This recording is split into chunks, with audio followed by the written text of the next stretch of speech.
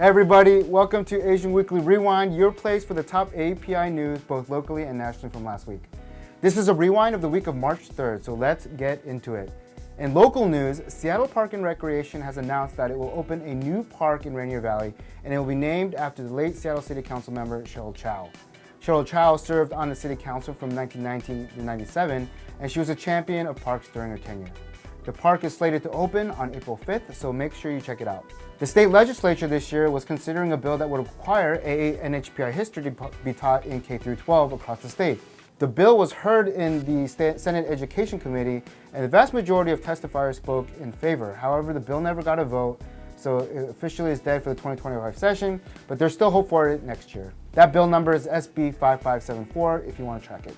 Speaking of API history, the 5th annual March to Remember Chinese Expulsion took place. The attendees gathered at Hing Hay Park and marched to the waterfront to commemorate the expulsion of Seattle's Chinese residents in 1886.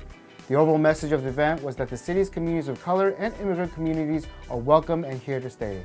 Amen to that. In your local politics, Shasti Conrad was appointed as an associate chair of the Democratic National Convention.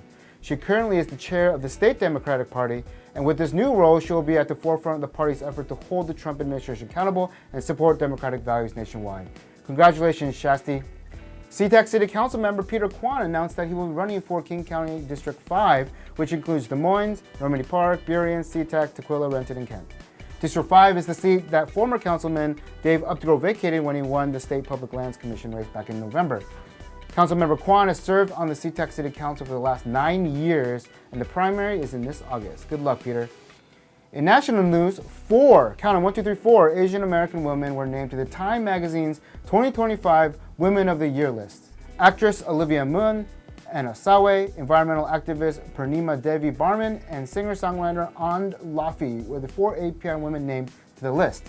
And last but certainly not least, President Trump signed an executive order designating English as the official language of the United States.